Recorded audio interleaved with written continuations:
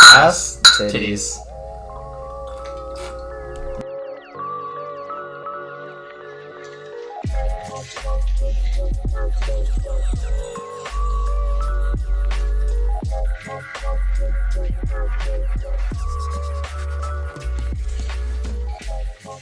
Hello, trick theorists. Welcome back to Talkin' Tricks. I'm here, Frank. Jason.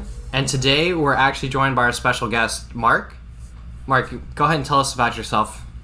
Hey, I'm Mark. I run the Loopkicks gym. I run the Loopkicks events and gatherings. I'm a moderator in the Facebook group, if that means anything. I run the Learn Tricking Instagram page. I just love tricking. Yeah, basically a beacon of the California tricking community. Yeah. I mean, this guy's doing it all. Yeah, I know. It's a pleasure to have you on here, Mark. I'm excited because I've been following your stuff for a while, and I like a lot of the discussions that you have about trick theory on your Instagram page and even on the Facebook page. Like, I've always found them pretty engaging. So yeah, I mean, here we're going to talk about a pretty meta topic. Like, it's not strictly about trick theory, but it's about trick theory. Like, you know, it's like another level. We're talking trick theory about trick theory itself. Yeah, exactly. It's a whole nother level of trick theory here. Yeah, so we're going to hit on a few topics today, but first of all, we're really just going to talk about why trick theory. Like, is it important? Does it serve a purpose? What is the purpose? Like, why are we even doing this? You know what I mean? Jason started a whole fucking podcast revolved around it. So why is this a thing? So, why trick theory? So, like, Mark, what do you think trick theory is a useful tool? What do you think it does? Yeah, exactly. That's exactly how I refer to trick theory when I talk about it with people. It is a tool. You know what I mean? Mm-hmm. The way my mind works is I like to put things in little boxes and categories, and what this does is, like, this lets you see the possibilities, not just like, okay, this is what can be done, or like this is what is being done, but like if you take this to its logical conclusions, these are what can be done, and all these different stances and transitions and everything else. It just really, this is like when I build combos in my mind, I'm thinking, okay, if I landed in this hyper stance and I wanted to do this trick after, what transitions do I have and which one will look cooler? And that's how my brain really works, Mm-hmm. Yeah, I completely agree with that. I like your analogy of, like, the tool, because that's kind of what I've always used too. I'm sure, like, I've been commenting that, like, all over Facebook. But, like, it really is another tool in the tool shop, and, like, you can use it to create more creative things, like you're saying, if you follow logical conclusions. That being said, you don't have to. Like, I think, Jason, you said this earlier, you can build a hut without tools if you want to, and that's totally a task that you can do. It'll probably be difficult, but it can be done. But trick theory is a tool that will maybe make it easier for some people, and like you said, I think it's a very personal thing too. Like, you probably have a more analytical mind, like I do too. I'm not very creative, so like I'm not. You might be creative, but like I'm not. Like, I just can't just think of something in my head and it just pops in. I have to, like, look at the logical conclusions and then, like, really come up with an idea. Exactly. So trick theory has helped me personally. Like, I remember before we started this podcast, all I did was cheat 9 hook, like, side swipe TDR, double cork.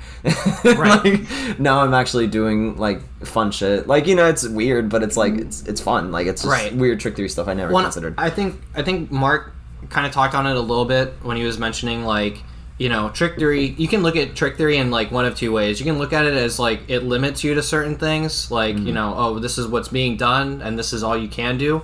Or you said you can use it more open and use it, like, in terms of, like, what's possible, right? So, like, if I hear, like, a landing and, like, semi or right, or any basic right leg landing trick, I'm not thinking about like limit, like, oh, I'm limited to my right, like, taking off only my right leg. I'm like, okay, I now have any right leg takeoff trick that I want to do available to me. Exactly. And I can come up with a cool way to do it multiple different ways with different, like, transitions. Exactly. And it's, like you said, finding whichever one appeals to me most at that time and using it.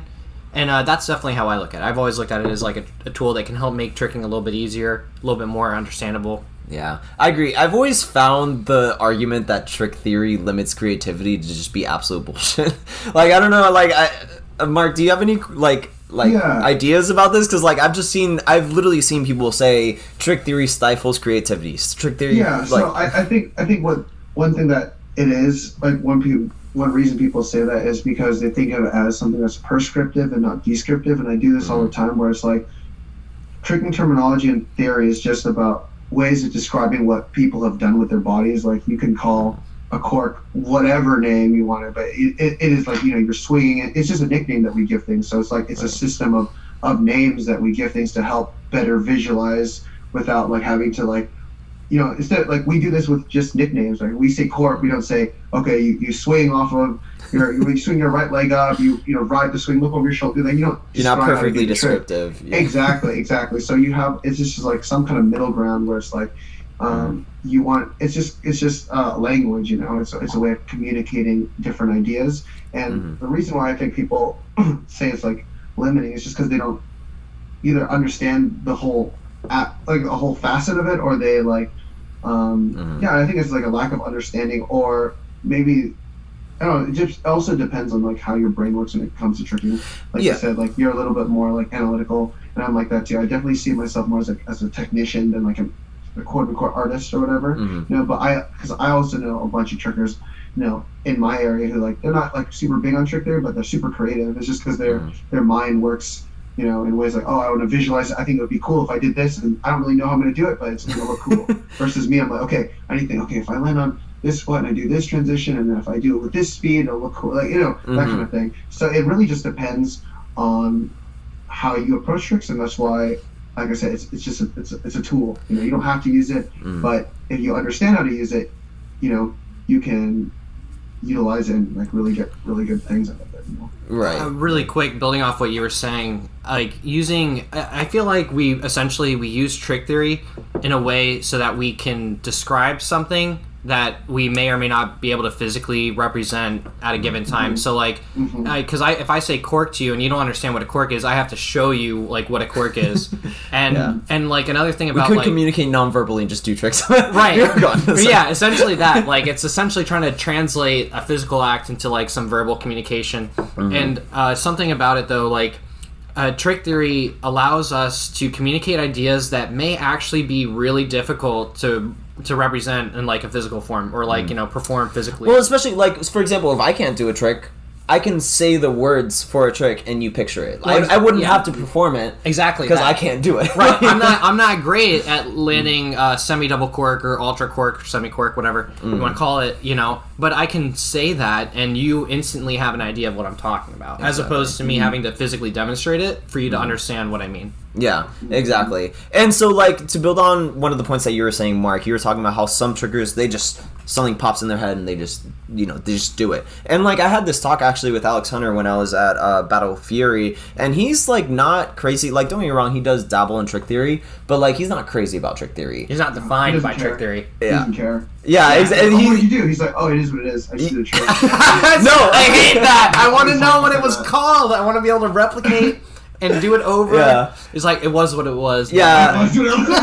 Quite literally, Alex Hunter expressed to me as like, I don't fucking name this shit. I just do it. And like, I get that's a very valid way of doing it. You know what I mean? Yeah, it's that like is, you don't need trick theory, like you were saying. Like, some people really do have that ability to just picture it and just fucking do that shit. Okay, but also at the same time, like, Alex Hunter is a pro who is like, you know, been tricking for longer than all of us combined. Probably not really, but you know, Probably but like, not combined, but yeah. But I mean, obviously longer than all of us, and like, you know, but he's at a certain point where trick theory is just like almost meaningless to him, probably. So it's like, this does nothing. This serves no purpose to me outside of communicating language to other people. Honestly, Alex Hunter's a really good example, because like the stuff he does, you can't name it. You know what I mean? He'll do like a rise in like a really weird way, and like I don't have a trick theory name for that. It was a rise. He did nuts. You know what I mean? Yeah. He did a rise and his back bent like this. Well, exactly. And I think in that way, people can.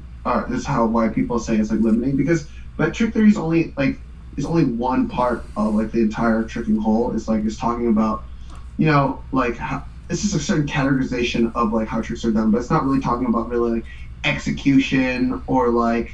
There's no talk of flow or acceleration or speed or anything like that. You can't describe all of tricking. Exactly.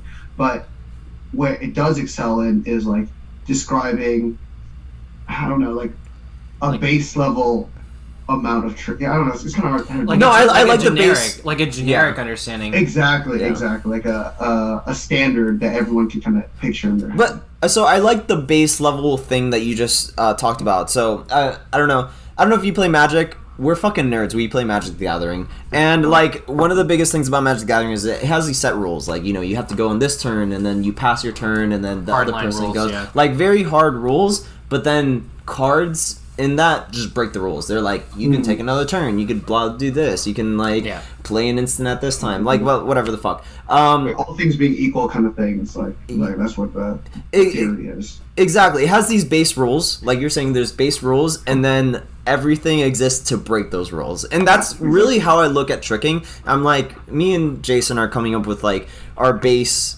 tricking rules and shit like that. And to me, like a big part of breaking those rules is like variation. Like variation. Yeah, I was just about to say variation is like the rule breaking of tricking. Is like you take a standard idea of a trick and then you do something to alter it in some way that is unique to that performance of that trick. Like Rise Fei Long versus like Alex Hunter's like super Gumby like Rise. Yeah. Those are all just different ways to do a base trick Rise, but they break rules in some ways, sometimes in ways that are indescribable with the use of trick theory. Yeah. And so like the point I'm trying to get at with this is that like it's really cool because the breaking of these rules are part of the rules of tricking. Like, does that make any sense? Like, and that's so like when I'm saying break the rules of tricking, you're still sticking to trick theory. So like I still think like it's a very useful tool in that sense. Does that make any sense? Like it's kind of a convoluted, I guess. It's like It's almost like an to system oxymoron. kind of thing. Yeah, exactly. So, and then, like, to build on this, I would also like to say that, like, trick theory, some people just get really mad at it because, like, it's not describing shit perfectly. Like, I've definitely, like, we use trick theory all the time, and, like, it just doesn't work. It doesn't describe everything perfectly, so why even use it? And, like, I just think that's not really a good argument either because, like, trick theory, like any other way to describe anything, like, on this planet, or just in general, is not a perfect model. Like it's not a one-to-one. It's not a 1-to-1 ratio. Like I don't know if you guys have ever heard of like the map paradox, but like the map paradox like talks about how there's no such thing as a perfect map because a perfect map would be exactly the same size as the area that it's talking about. And so and at that point it's not useful anymore. And so like this map paradox obviously exists with any kind of terminology, any kind of model, and that exists with trick theory as well. Like there's no way we're going to be able to, in a succinct way, describe how your body is moving through 3D space. Like, that's just not going to happen. It's a visual medium, We're just, it's like we're going from 3D to 2D. Yeah. Yeah, exactly. There's just so much trying to nuance. describe all the nuance in it with words. Yeah. Like, that's already limited to, like, what our language is limited to. Yeah. Exactly. So when you accept trick theory, you also have to accept that it's just not going to be perfect, and that's kind of part of the point. Like, you know what I mean? Is like that's... Well, and a point that Mark was making prior to our recording here was that trick theory was never intended to be used how it was. And I'll let you talk on that, Mark, because you describe it really well. Yeah.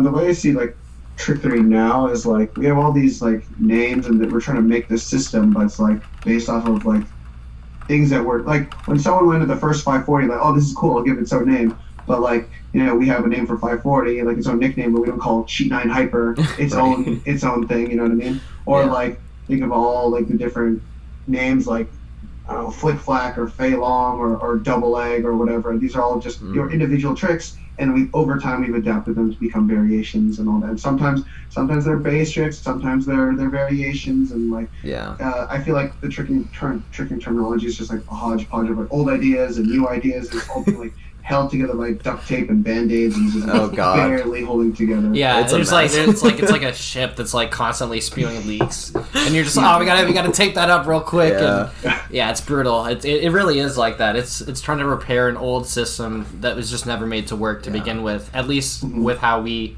are trying to make it work, I think. Yeah, I would say like me and Jason definitely talk a lot about old heads and how they name stuff. and how it's just really shitty. Right, and how it's like problem of that. And to be an old head is to be stuck in your ways. Like, that's really what I mean. I don't mean that, like, if you first started tricking and you were coming up with this terminology, like, you're just a shit person. I mean, like, if you didn't adapt and you're not flexible, like tricking is, you need to get with the times. Like, that's just really what tricking is not what it was 10 years ago, and it's not what it was 20 years ago. Yeah, exactly. And it's a language that's constantly evolving. Like, we have to accept that. Like, over time, even our own framework will probably become irrelevant over time. You know, just as something more descriptive is bound to take place. Exactly. And so, like, as we close off this, like, discussion on why trick theory, I want to say one somewhat valid criticism, I would say, but not really, about, like, people that say that trick theory doesn't help, is, like, some people will say that, like, trick theory stifles creativity because people get really excited about these different moves that we gave, like, cool names to, like Shuriken Cutter. It's like, we have Shuriken Cutter, we have Dub Dub, like, you know, they became, like, the base of tricking, and so many people would do it, and it stifled creativity because they wouldn't venture on to, like, do other shit, and that's trick theory's fault. And I would definitely push back on that. Like, there's definitely no way to know for sure, but, like, I would assume that Shuriken Cutter would have become popular whether or not it was named. Like, you know what I mean? Yeah. It's like, I'm pretty certain that it just looks really fucking cool. Like, let's be honest. Like, Shuriken Cutter is just an aesthetically pretty trick. And so people were going to want to do that and shit like that. And Dub Dub just has cultural significance. I get that. But I feel like even without the name, it still would have had that significance. Like, you know what I mean? It's like how I said earlier, like, how vague is Dub Dub? I mean, I can come up with, like 50 different ways to Dub Dub that aren't backswing, you know, and it's like... But are they Dub Dubs? Well, yeah, are they a traditional dub? That's another video, is what makes a Dub Dub a Dub Dub, and that's another time. But for sure, like, you know, it's like tricking terminology can be both vague or extremely descriptive and specific, and that kind of leads us into our next point, which is the microdividers and simplifiers. Yeah, exactly. So I had this idea a while back because there's someone who commented on one of my posts and was like, and he said with a strong conviction that every microdivision in tricking is a good thing. And what he meant by name. Huh? Call Yeah. out by name. Do it. Just do it. Joseph Moline. Joseph Moline. I don't know how to say your name. Yeah, he's the best. Respect for you, but you're just wrong on this. Well, because he commented that, and that really, like, got me thinking. I was like, is that a true statement? Like, I really need to think about this for a second. And what he meant by microdivision in tricking, he meant, like, describing every little thing that could possibly happen. You know what I mean? And, you know, I remember commenting back, like, you don't want to take that to its logical conclusion, because I don't think you do want to take that to its logical conclusion. Because if you were to really microdivide everything in tricking, you would be left with 360 landing stances with different names. 720 for each leg. And then, like, I would have to describe the minutia of, like, where your foot was when you were doing this full. Like, you know what I mean? Is like that. When did you kick for your round? Was it, you know, or exactly, like, just so many just strange, like, any deviation from what is standard would then become its own unique thing. Exactly. So what I mean by, like, this microdividers versus simplifier things is, like, this exists in a spectrum, right? So at one end, we have those microdividers that are trying to, like, obviously, I don't think anyone is actually a hardline, you know, microdivider or simplifier. I think everyone exists, like, somewhere in the middle of the spectrum. But, like, the extreme end of it, microdividers will want to name every single little minutia, and then simplifiers would have, like, every trick be the same name, right? Yeah. Right? Or just go off of, like, what is kind of, like, already existing now to be, like, super simplistic, because exactly. So I kind of wanted to, like, discuss, like, the pros and cons of each side, because I definitely it just depends, like, what the situation is, if I'm a microdivider or if I'm a simplifier, if, like, which way I'm leaning towards and shit like that. So, like, I just wanted to kind of come to, like, some kind of theoretical consensus, or, like, just something, like, you know what I mean, is, like, parse this idea out, basically. So, like, I guess we'll start with microdividers. Like, Mark, do you have any ideas on, like, microdividers, like, pros and cons, anything like that, you know? Just your thoughts. I mean, I think it's all highly contextual, right? So, like, if I'm coaching, right, I'm not gonna, like, super divide things. I'm just gonna explain it, like, hey, this is.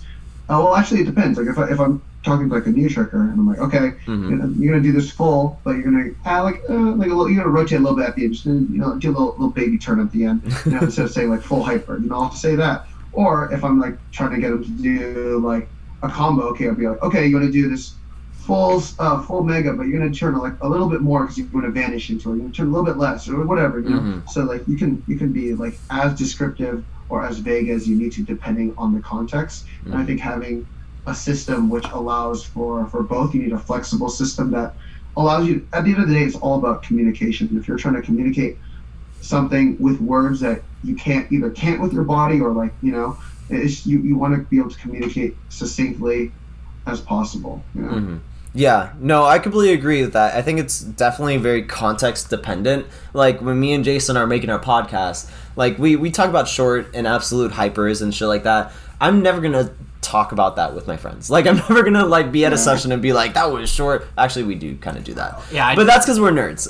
Yeah, we do that because we've been talking tricks too long. Yeah, exactly. But don't become like us. At the same time, though, like at a gathering event where many people may not know exactly what we're talking about, we'll probably refer to a more simplistic or like a slightly easier to understand way of describing what we just were trying to say.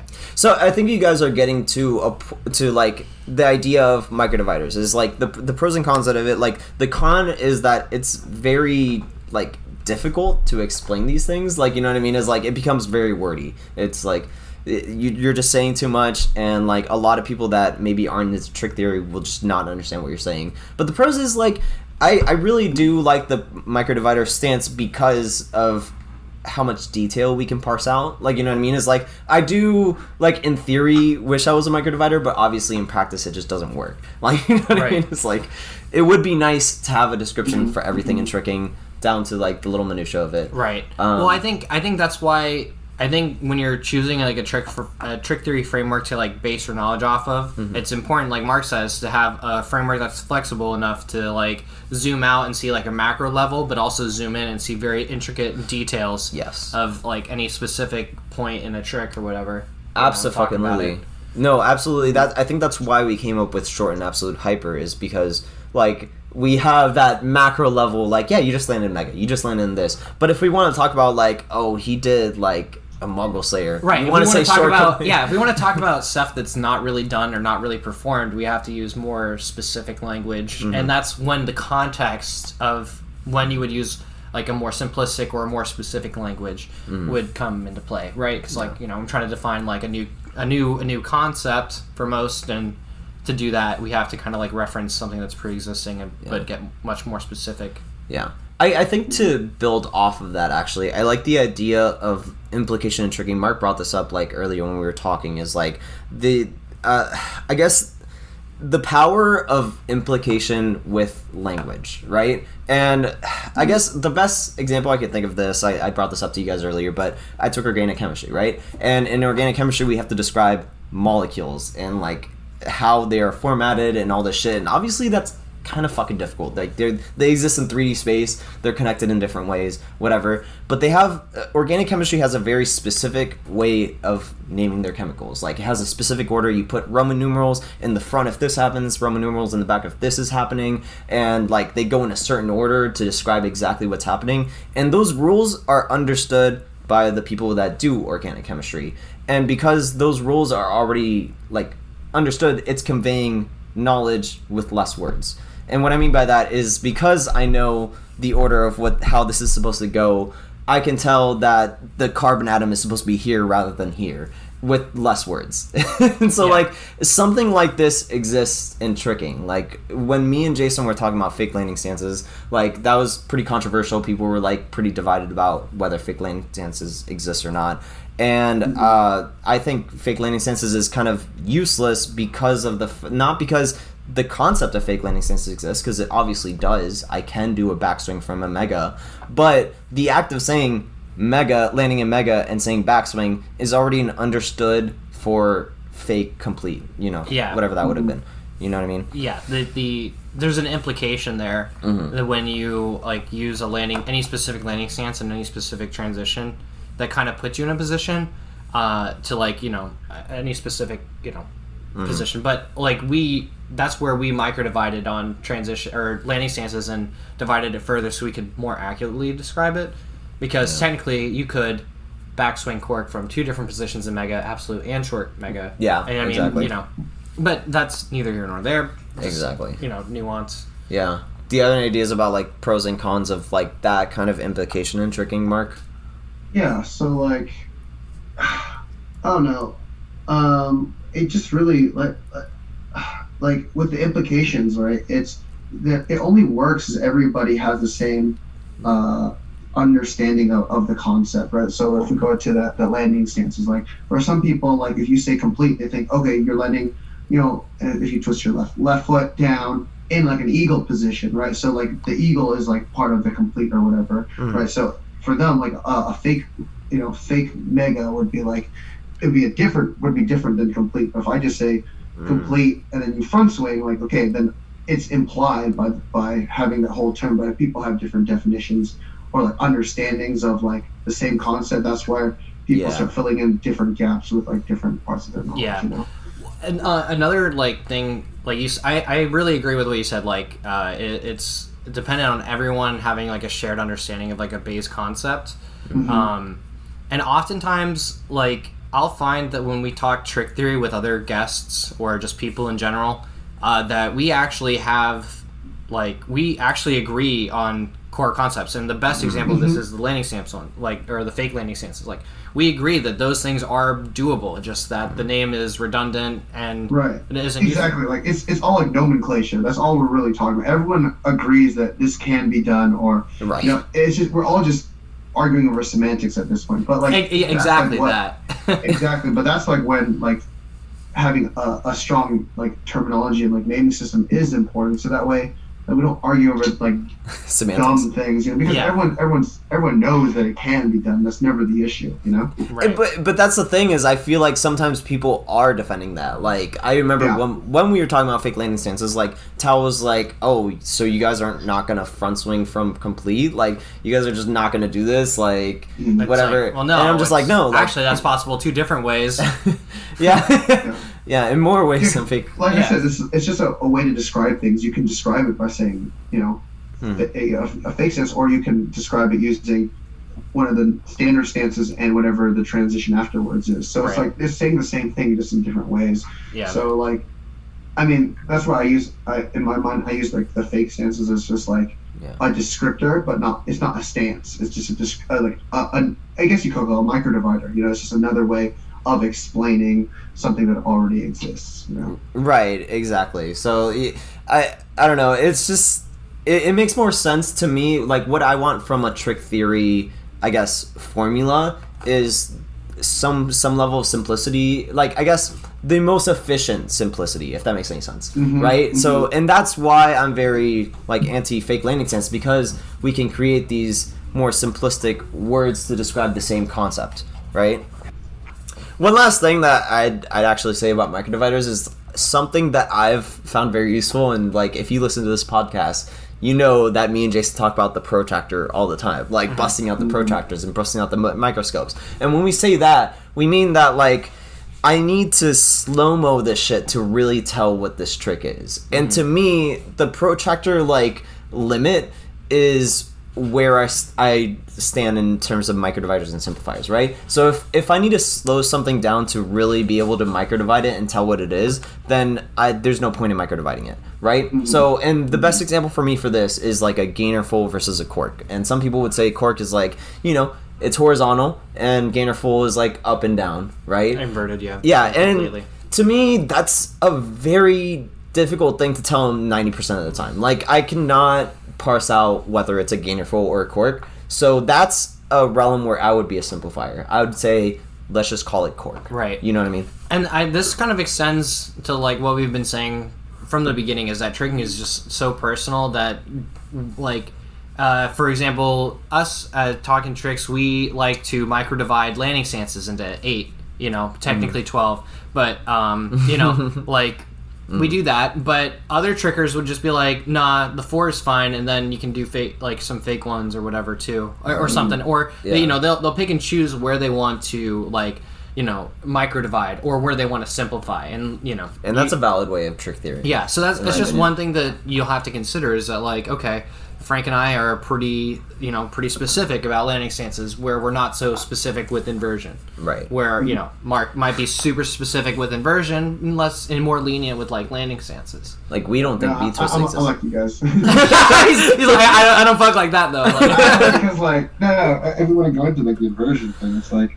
Yeah. Like, the inversion, for me, inversion, like, barely even matters so much, because you do, like, say full versus full D-leg. Somebody do a really good full D-legs, completely vertical, but we still call it full D-leg. It's basically backside 9 D-leg. Para 9, yeah. Yeah, exactly, whatever you want to call it, right? You know what I mean? So, like, inversion does not matter to me at all, because it's all about execution. If it looks good, it looks good. But, like, for me, again, it's also, like you guys, it's like, I like to talk about stances and because that stuff, in my mind, it is like way more important for some reason that I can't explain why. Me and Jason have found that the most important concept in trick theory is Dom. Dom like informs everything, and I didn't realize this until like 6 episodes in. I was like, me either. Actually, we talk about Dom literally every time, and it's because it forms the basis of literally everything we're doing. Like, yeah, just the direction you're moving in is quintessential to what you're doing. Exactly. In more ways, in literal, very observable ways, like front full and back full, but also in like microwaves, like the landing stances and everything like that. Exactly. So, one last thing I'd actually like to talk about microdividers is, like you guys were saying, it's very dependent on scenario. So, like, like you said, if I'm in a gathering, I'm probably just going to say dub. I'm not going to be like, he did double full short complete and then did this. Like, you know what I mean? But double lotus. A place where it would actually be really important to have at least somewhat micro-divided tricks is like the Olympics. Like, if tricking ever got to the point where we were so big... Sorry, what were you... Or I was just going to say highly competitive, highly, like, events that are supposed to be, like, highly official, and I think that's when it becomes extremely important to be as explicit as possible with what is occurring. Yeah. Because there's so much that can occur in tricking as opposed to stuff like gymnastics. Yeah. That, like, that's probably where you'd want... This is where, like, micro-dividing and being extremely specific comes into play. And I think the judging depends on it, too. Like, I will say a trick is harder or less hard depending on what specifically they did, and I want to know exactly what that was. You know what I mean? So that's maybe a scenario where we'd micro-divide a little bit more. Right. So, I mean, I think we kind of parsed out. I would consider myself a little bit more on the micro-divider spectrum, like, towards that end. Yeah. But we talked about some of the pros and cons. We were saying, like, it's useful to describe. Like, it's really good to I guess, parse out more details in our tricks, right? Yeah. But it also becomes very wordy at some point and very difficult for newbies to get in, and it's inaccessible for most to just understand what's happening. Yeah, especially having that shared understanding. Like, we don't want to have to be taking a college level course just to learn trick theory, not even like tricking. Not to actually just do the tricks themselves, right? We have to take like organic chemistry is so famously hard. Imagine just taking like organic chemistry level class just for tricking. Yeah, just to name all the garbage that you can do in theory. And that doesn't even look good half the time. It's like, oh yeah, you can do it. That's another thing too. We talk about that all the time. Is like just false positives. False positives. Just Dom relations. I'll do it all the time. I'll like do it. I'm like, that look cool. Like, oh, that just looked like this. I'm like, oh damn, I was trying to do something way harder. But if I just do a simpler version, it looks way cooler. Yes. Yeah, literally. So, I guess Slayer is literally that. In Mogul Slayer. Is half the time it's not even Mogul Slayer, and the other half it's dark shit. And that's it. So it's just shit. It's just shit, always. Alright. Anyway, to move on, though, for simplifiers. So simplifiers, like I said, in the spectrum would be like naming every trick like a full. Like, it's the same trick. Simplifiers is... interestingly, a very simple topic to talk about. It is. There's not much to say about simplifiers, to be honest, just because like there's just not a lot by its own nature. Yeah, like obviously the standing out point is it just does not distinguish tricks really well. Like, it's like I want to be able to tell if you did a B twist versus a cork, and like simplifiers would not help like a simplifier, I guess, trick model would not help in that end. Yeah. You know what I mean? But the thing is, it is accessible to new trickers, which is nice. Like, you know what I mean? It's like I don't have to go into the minutia and the details of like trick theory. What makes this different than this? Yeah. What makes Croc different than GMT? Exactly. I mean, I think one like version of the simplification is like we were talking before. We're talking about implication. So like I was talking about like having a dynamic system that supports the tricking terminology we're talking about. Like you can say cork, you don't have to say cork complete, backswing, cork complete, you know what I mean? Yeah. And it's all kind of like this all implied thing that we all have this shared knowledge of, and it really just kind of like depends where that line is for some people, and that's why we were talking about it's a spectrum, and it's going to be different for everybody. Yeah. So like talking about one extreme or the other is just kind of helping us figure out where we are somewhere in the middle. Yeah, in the middle and stuff like that. No, I completely agree. Like that shared understanding of like I don't have to say complete cork. If I say cork, unless I modify something, you should just assume I'm landing incomplete. Like you should. That's the picture that should come to your head, and that's it. Like like I think this kind of goes to like nicknames for tricks. You know what I mean? Is like I think nicknames like, and when we say that we mean the non-clinical names. So like colloquial names. I can't talk. Yeah, colloquial names. Yeah. So like an example of this, we've talked about this many times, but like cork hyperhook is the clinical name, and then box cutter is the nickname for it, or the colloquial name, whatever you want to say. And the funny thing about nicknames is that they can be used as a tool for like simplification or microdividing. And like a very prominent way that it's been microdivided is like old head tricking. We were talking about this. Yeah, we were talking about this earlier, but tricking when it first started really liked to just give individual names to every single little thing. Like we did Hyper Twist, and we did Shaolin Cross, and we did TIE Fighter, and all this shit, and they were all just variations, but like it just had super specific names that you had to know and memorize, and like that's an example of me for microdividing. Right. Like, we have a separate name for every single little thing. Because like what was Shaolin Cross was literally, and we talked about it in the variations episode, but it was like literally like swing through Fei Long, but like Fei Long is we understand it nowadays is like as a variation that can be applied to all tricks. So like so like and the crazy part is like all these what we call variations now, they all had different base tricks. You know what I mean? Like double A was its own, and then the jackknife was like a cheat kick, but like if you try to systemize it where it's like they're all variations, like I said, we're trying to apply like all these new ideas to like old names. You know, you ask like a new trigger who doesn't have like that context or that history, they won't know that the original jackknife was like a cheat kick versus like, oh, you can do a jackknife from anything, you can do it from full knife, you do a cork jackknife, whatever. Exactly. Like I can't tell you how many times people, like newer triggers ask me, oh, what's the difference between a box cutter and hyperhook?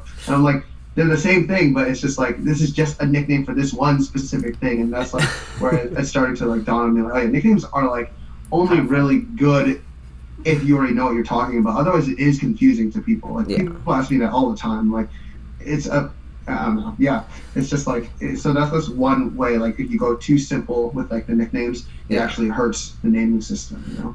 I agree. At the same time, though, I feel like there definitely is like it's hard because there's cultural significance to all these names and shit like that. Like being at a gathering, like that dude just did box cutter or sheep shearer. Like, oh my god, that was crazy and shit like that. Yeah. Like it's fun to say these names, but at the same time, like you said, it does make it a little more difficult to systematize it because now all of a sudden things have multiple names. You know what I mean? It's like there's two names for and like sometimes like the nickname is part of the system because we're trying to jam it in with like all with the history and like it doesn't work out all the time. Yeah, and what's worse is like because we're in like I believe, like I said, to reiterate, I really believe when you said that like we're just trying to repair a broken system, and it's like we're constantly trying to like fix it. And to have these like oddly specific things doesn't really help in our case either. Yeah. And just constantly. Well, that's why it's just been bunched into like variations. Variations is just a rule breaker. It's just like you can do whatever the fuck you want with variations. Just don't fuck with everything else. Take the base trick and do whatever you want with it. Yeah, but the base tricks, like we want to really explain that so that we can come to these logical conclusions to describe tricks and discover just new things. And like so. I guess going back to like the trick theory, like why trick theory discussion, I always like to use the like Lego analogy. Is like when I look at trick theory, it's very like piecemeal, but I could put it together in different ways. It's literally just like Legos that I can like put it together this way or this other way, and I can make a castle, or I can make a mansion, or I can make this other thing. Or a helicopter. Yeah, or like Minecraft. Like I just literally take these building blocks and create other things. And that to me is why trick theory helps me at a very fundamental level. Like, you know what I mean? It's like I'm able to like just mix and match this shit. You know what I mean?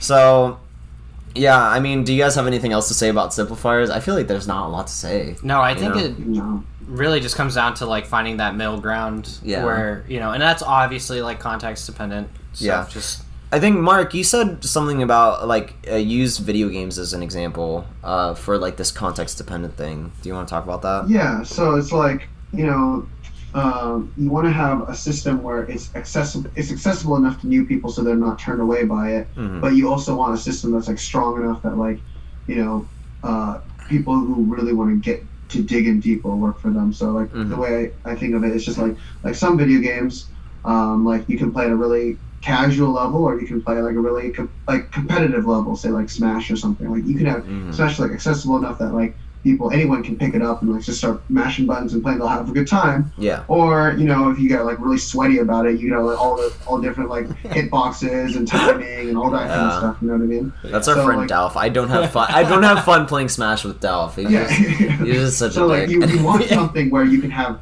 like both those extremes, right? Yeah, because I love that's the only way where trigger's gonna grow. I love the getting sweaty about it. It's just perfect. Okay, sweaty. That's what this whole podcast is. You know? We're just getting sweaty about tricks. We're just fucking nerds. We're just sitting down the whole time. Yeah, literally. Honestly, I mean, just trick theory is just fun to talk about. Like, regardless. Okay, so back to why trick theory. I think even if trick theory was the worst thing ever and did not help or didn't do anything. Despite being not perfect. Well, no, I mean, like the act of doing trick theory, like, or theorizing about shit. Like, even if it did not help for tricking creativity, I'd probably still do it just because I'm a fucking nerd about it. Like, it's just fun to talk about. So much fun. And there's a lot of people like that. I definitely have talked to a lot of people that are just like, it's just fun to talk about trick theory. Yeah. Like, whether you come to, like, actual conclusions or not. It's about as fun as tricking. Yeah. No, quite literally. Yeah. So, I think that really kind of, like, wraps up my thoughts about it. Like, it's just fun. Like, I just love talking about trick theory. Yeah. I want to talk about trick theory with more people and hear more ideas. It's fun also to just, like, find people that had the same ideas independent of me. Like, Mark had, like, at least 5 ideas that he came up with independent of us that were the same. Yeah, and we're on totally different sides of the country. I mean, never even... It's the first conversation, like, really, and then we stopped with the same ideas about tricking. So cool how tricking was like that. No, exactly. It's dope as shit. It's that shared understanding thing. Like, you know what I mean? It's like, it really does at some level. Like, obviously, we don't all understand every single little intricate rule about it, but there still is somewhat of a shared understanding. And we also may have different ways to describe these things, like different terminology or whatever. But I think at the end of the day, we're all talking about the exact same physical movement and, you know, just that act. And it's just a way of describing it differently. Yeah, exactly. And so I would just like to say, like, while trick theory is not perfect, I'm going to defend the stance that it's, like, still very useful. You know, like you said, if I want to build a hut, I could do it with my bare hands, or I could use, like, actual saws and hammers or whatever. And what's to say you can't do both? Like, you know what I mean? Is like, why can't you do trick theory, but then when an idea pops into your head, just fucking do it? Like, it's that contextual level. Exactly. Like, there's not a pick one or pick the other only thing. That's a false dichotomy. It's just, you know, you could use it all. So I have like one more thing I want to talk about, like why trick theory. Another thing is like the act of like giving something a name and like actually thinking it through and like talking, okay, this should go here and we put in this category. It makes me want to use it. That transition or whatever more, you know what I mean? Because like you're like, oh, this would be really cool, and you're like playing around with it again. The act of naming something or like, you know, just having this conversation and just like, oh, I want to try that next session, that kind of thing. Right, you know? Bro. And I think that's like something that is really important to me. So I just do the same shit all the time, you know? Same. Yeah. Same. We've had the exact same experience, I think, like, as we did all the episodes. Like, you know, we found a transition that was underdeveloped, that people didn't really do much, that we just, like, hooked onto, and we're like, whoa! like we know what it is now. Let's we love fucking it. do it all the time. Like it's great. Yeah. Like you know what I mean. A new It's really cool having those kind of conversations with triggers who are way better than you. And you're like, okay, I have this cool idea. And then, oh wow, I've never thought about that. And they're like physically capable of it when I'm not. And it's just like really cool to see like that kind of thing kind of happen. I agree. Yeah. So yeah, a primary example for me is like throughout talking tricks is like I'll find just like you said, underdeveloped transitions, reverse pop, reversal, stuff like this, like and try to apply these concepts where I normally do tricking. Like I always do like scoop full swing cork, but what I don't ever always do is like scoot reverse pop cork, and I don't like you know, and doing that is like fresh and unique, and it's like oh wow, it almost feels like I'm relearning some parts of tricking by going back and doing these. It feels novel. It's just fun. I really do encourage people to just at least engage in trick theory, see if you like it. You know, it might not be for everyone. I think there is definitely an aspect of like more analytical people will want to do trick theory, but like at least mess around with the idea because it's just fun. Yeah. So, but yeah, I mean, unless you guys have thoughts, I think that kind of wraps things up. Are you guys good? I think so. Yeah, awesome. Well, thank you for being on here, Mark. We really appreciate it. This is actually like a really fun conversation. Like, yeah, That's great. Yeah, I appreciate having you on. Talk this about. yeah, exactly. But as always, thank you to Stephen French for our logo. Alex Hunter for being the logo. Yep, and Stephen Rogers for our intro song. So, yeah. Thank you, Mark. Yep, this has been Talking Tricks. Thanks, Mark. Catch you next time. Yep, exactly.